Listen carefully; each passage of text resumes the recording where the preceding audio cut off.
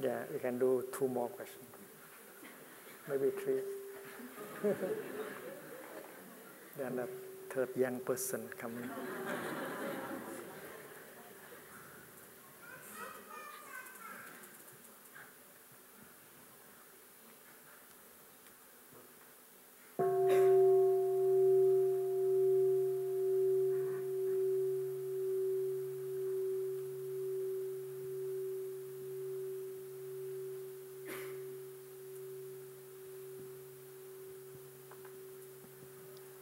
Dear Thai, dear Sangha, my question is about solitude. And on this retreat there's a lot of awareness of a Sangha and a monastic shared life and interbeing. But when I meditate in the mornings, I feel it's an act of solitude, even though I'm sharing a room. In my personal life, I'm a painter, and I spend a lot of time alone all day painting. And if I'm to train myself to become better at what I do, I need to have solitude too. So is meditation an act of solitude, and is solitude important? When you find yourself in the crowd, it's still possible for you to be alone. You don't lose yourself in a crowd. Suppose you are doing walking meditation with 300 people.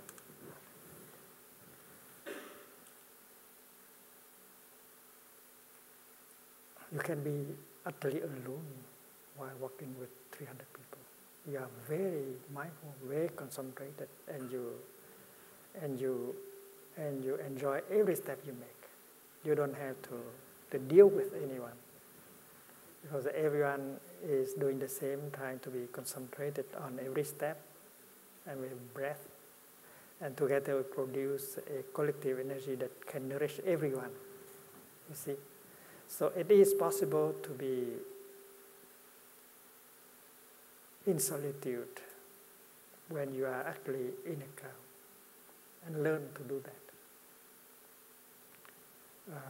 If it happens that you are at the airport waiting 2 hours for the next flight, it's noisy, but you can, with your mindful breathing, mindful walking, you can be alone in solitude at the airport. That's what he used to do. So he doesn't waste his time. He does not need a meditation hall at the airport in order to practice. So again, we should not divide into two camps, to be alone and to be with the people.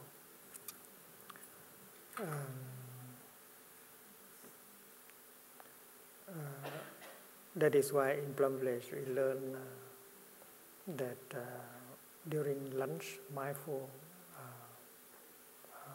formal meal, we sit a few hundred people, eat together, and yet we can be alone. Not only possible in sitting meditation, but also walking meditation, mindful meal, and so on. And even in a Dhamma talk like this, we can be on our own also. We don't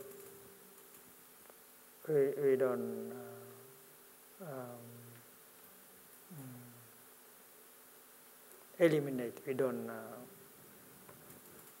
dissociate ourselves with the Sangha. We are aware that the Sangha is there, but we are still in solitude. That the Buddha taught in a sutra called the ideal way of being alone. And he said that you don't need to go to the mountain in order to be alone. You can be in a group of people, and yet you can be alone. And that is to go back to your in-breath and out-breath, your breath is your step, and to be with yourself at that time. And that is truly being alone, to be in the present moment. I think that's very important, because if you don't have these moments of solitude, you don't have much to offer to the world. And physical isolation does not mean being alone. Being alone is you are yourself. You don't lose yourself in distraction.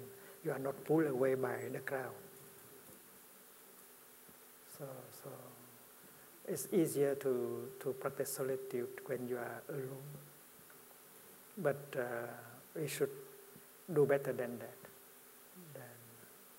Whenever we are with the crowd, we try to stay mindful, being in here and now, aware of everything that is going on.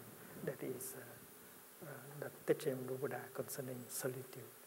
And if you are like that, you are rich, you are wealthy in spiritual terms, and you can offer so much to the world.